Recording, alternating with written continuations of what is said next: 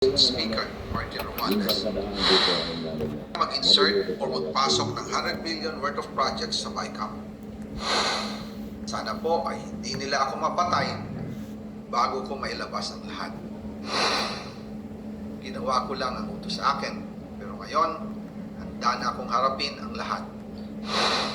Ginagamit ng administrasyon ang buong resources ng bansa para tumahimik ako.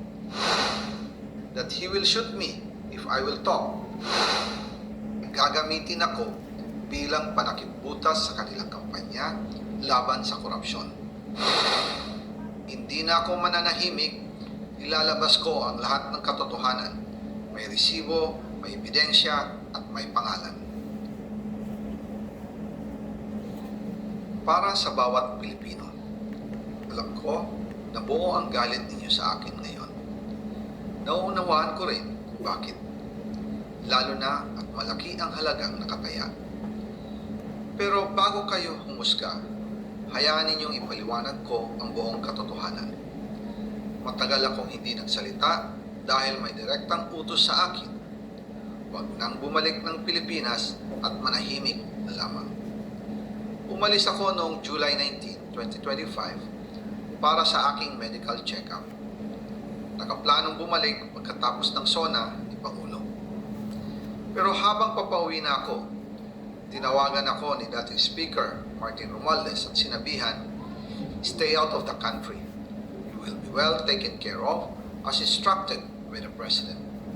Noon naniniwala pa ako sa kanila, kaya't hindi ako bumalik. Tumikom ang aking bibig, sumunod ako, pero ang hindi ko alam, ang ibig pala nilang sabihin sa aalagaan ka namin ay gagamitin ako bilang panakibutas sa kanilang kampanya laban sa korupsyon. Ginawa nila akong poster boy ng kanilang sariling kasinungalingan. Ngayon, hindi na ako mananahimik, ilalabas ko ang lahat ng katotohanan. May resibo, may ebidensya, at may pangalan. Nagsimula ito nung tumawag si Sekmina Pangandaman sa akin nung nag-umpisa ang BICAM process last year, 2024. Ang sabi niya, katatapos lang ng meeting nila ni Pangulo at may instructions na mag-insert o magpasok ng 100 billion worth of projects sa BICAM. At sinabi pa ni Sekmina, you can confirm with Yusek Adrian Bersamin dahil magkasama sila sa meeting ni Pangulong BBM noong araw na yon. Tinawagan ko po agad si Yusek Adrian Bersamin at tinanong ko kung may instruction nga ba ang Pangulo na magpasok ng 100 billion during their meeting. Ang sabi niya ay totoo nga po. Right after our conversation, tinawagan ko po si dating Speaker Martin Romualdez at nireport ko ang instructions ng Presidente to insert the 100 billion projects. At sinabi niya sa akin, what the President wants, he gets.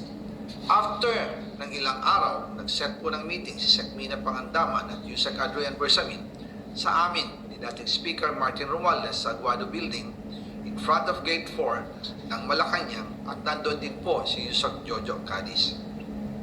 During the meeting, binigay po ni Yusek Adrian Bersamin ang listahan na worth 100 billion. Tinanong ko po si Yusek Adrian kung saan galing ang listahan. Ang sagot niya, galing kay PBBM mismo at binigay niya ito mula sa brown leather bag. Nung sinabi po ni Yusek Adrian Bersamin, yung brown leather bag, naalala ko noong nasa Singapore kami right after the elections of May 2022 sa Hilton Hotel, kami ni dating Speaker Martin and PBBM habang pauwi at pabalik ng Pilipinas, hinabol ng PSG ang brown leather bag at ang sabi ni PBBM, maiwan na lahat, wag lang ang brown leather bag.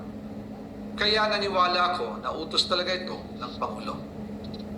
Pagkatapos ng ilang araw, I informed sina dating Speaker Martin Romualdez, Sekmina Pangandaman, Yusek Adrian Bersamin, and Yusek Jojo Cadiz na kung pwede 50 billion lang ang ipasok sa program funds dahil so sobra ang DPWH funds versus sa DepEd. In practice, hindi pwede na mas malaki ang budget ng DPWH kaysa edukasyon.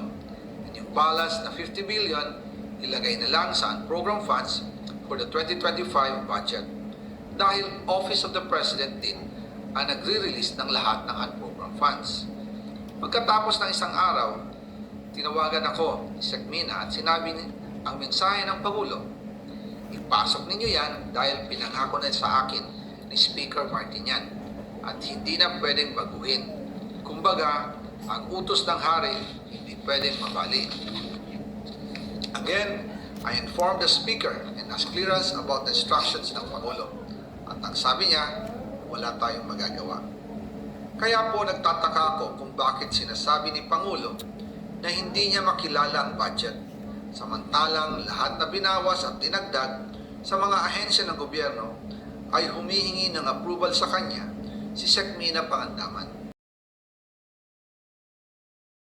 Punta sa bahay nila Pangulong Bongbong Marcos at Speaker Martin Romualdez mag-insert o magpasok ng 100 billion worth of project sa BICAM.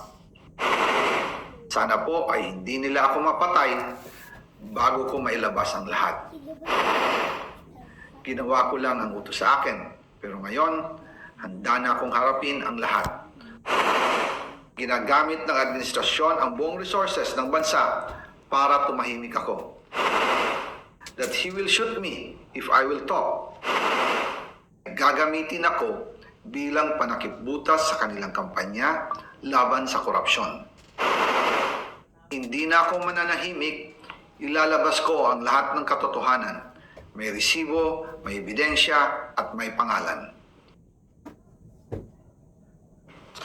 Again, I informed the Speaker and asked clearance about the instructions ng Pangulo. At ang sabi niya, wala tayong magagawa.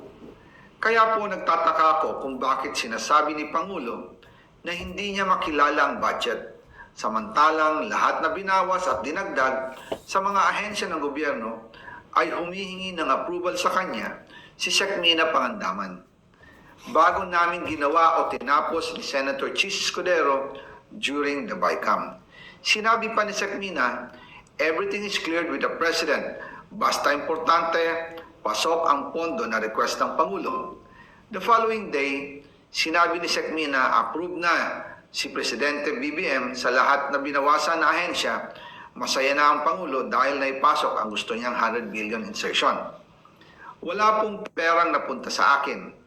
Lahat po ng insertion napunta sa ating Pangulo at Speaker Martin Romualdez. Ako lang at ang aking mga tao, sila Paul Estrada, Mark Tiksay, at ang aking mga security ang nag-deliver papunta sa bahay nila Pangulong Bongbong Marcos at Speaker Martin Romualdez sa North Forbes Park, South Forbes Park hanggang sa Malacanang.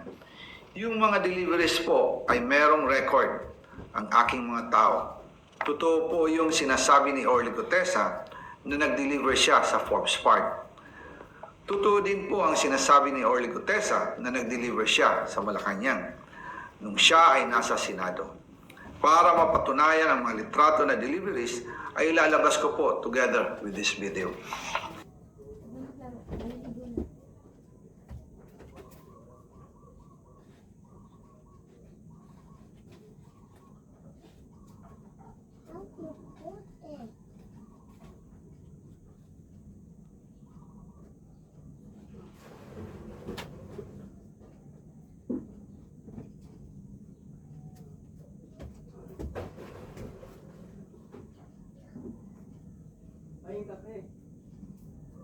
After po ng approval ng budget sa General Appropriations Act of 2025, nagtanong po ako sa DPWH kung magkano ang kailangan na ibigay sa Office of the President o ang SOP na bigayan.